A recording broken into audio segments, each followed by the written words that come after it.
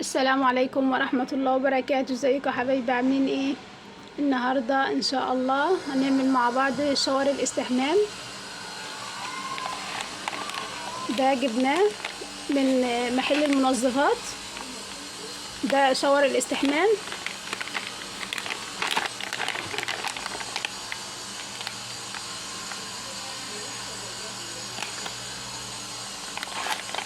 ده بنخففه في 4 لتر من المية. هنشكله كده، هنعمله كده مع بعض ونشوفه.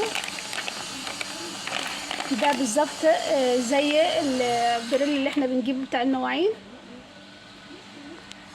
هنعمله بقى كده ونشوف شكله ونشوفه عامل ازاي مع بعض، واقول لكم على اذا كان يعني حلو معانا ولا لا. بس احنا جربنا منه البريل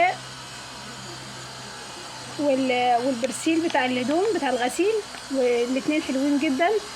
فان شاء الله الشاور هيبقى حلو برضه. انا نفتحه بقى ونشوف مع بعض. فتحنا الكيس بتاعنا، طلعنا منه دول اتنين، واحد سائل واحد بودرة. هنفتحهم بقى ونفضيهم في الطبق.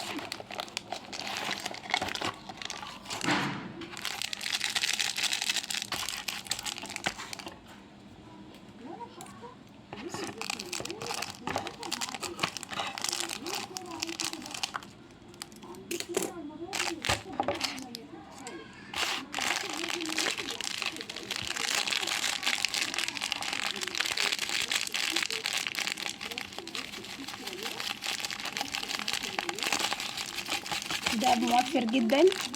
الكيس ده ب35 جنيه، يعمل لنا 4 لتر من الشاور.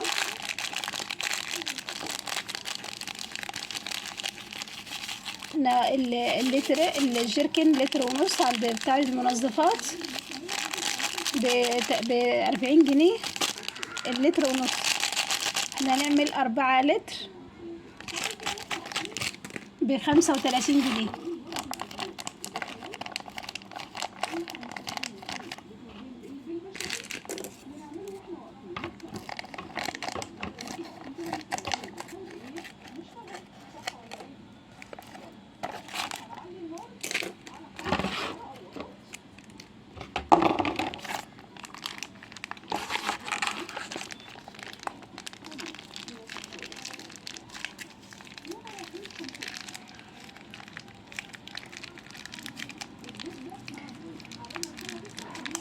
في لونين من الشاور، ده اللي هو البامبا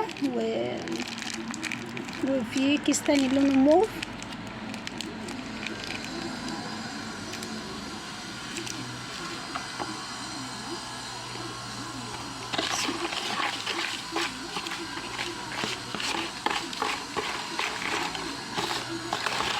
هنضيف المية واحدة واحدة. لما نخلط ندوب الخليط بتاعنا كويس جدا، بحيث ان لو نزلنا عليه المية كلها مرة واحدة هياخد وقت معانا في التقليب، هيتعبنا شوية يعني في التقليب. لكن كده سهل جدا.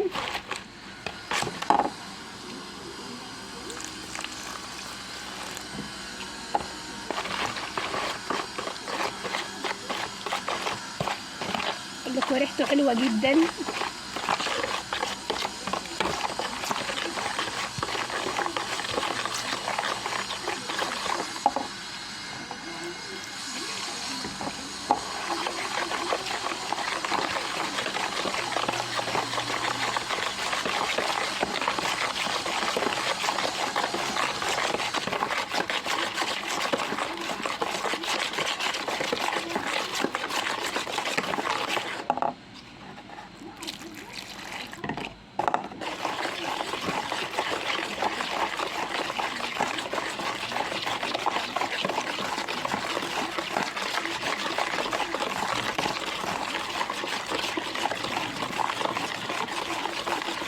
لو حابين نخليه تقيل قوي ممكن نقلل من كمية المية،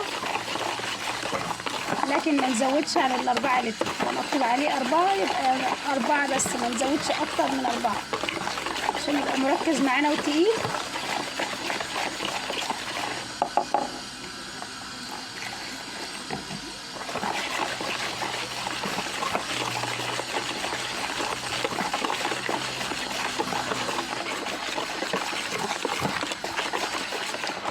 حلوة جدا جدا يا جماعة.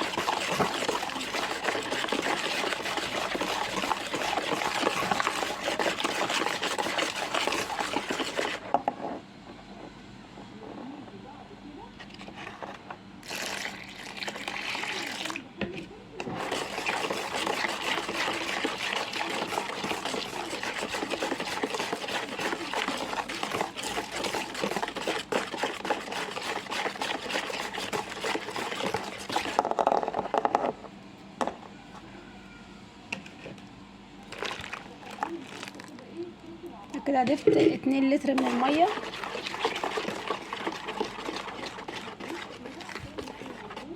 شوفوا القوام.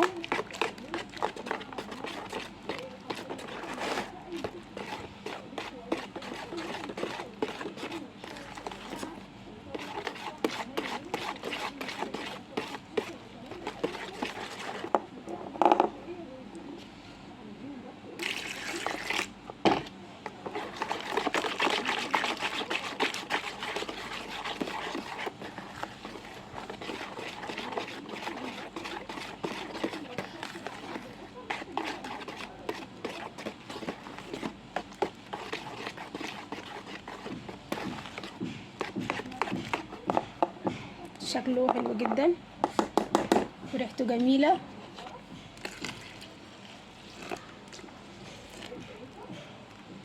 انا كده ضفت 4 لتر من المية.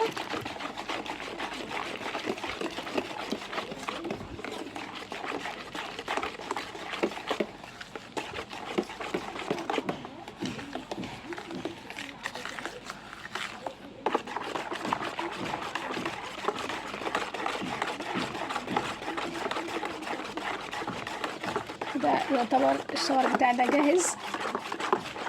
هنغطيه ونسيبه كده ساعتين وبعدين نشوفه مع بعض.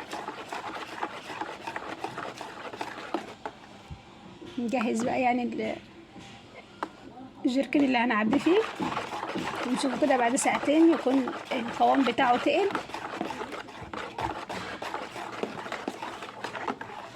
بس كده القوام بتاعه كده خلاص، احنا دوبناه كويس جدا. هنسيبه بقى ساعتين ونشوفه ان شاء الله بعد ساعتين.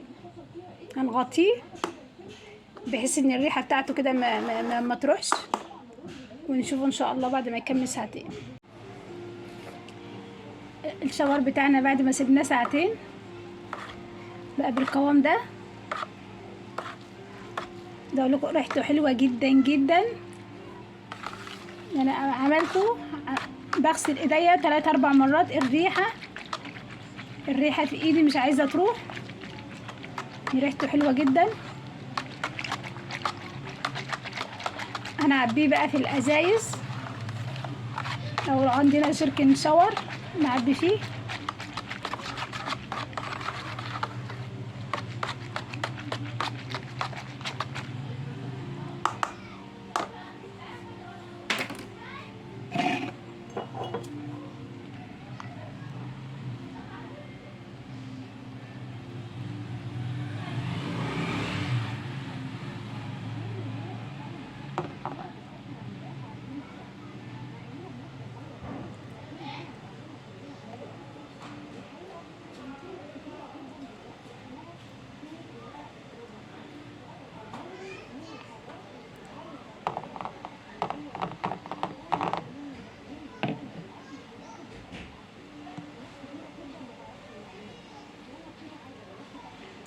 اعبيه بقى كله في الجراكن ونرجع نشوفه مع بعض.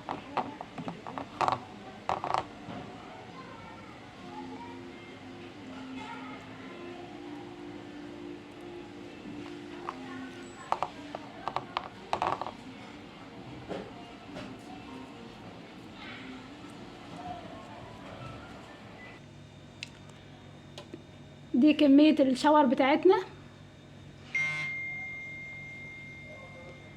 جربوه بقى، حلو جدا ان شاء الله يعجبكم. لو عجبكم بقى متنسوش اللايك والاشتراك في القناة، والسلام عليكم.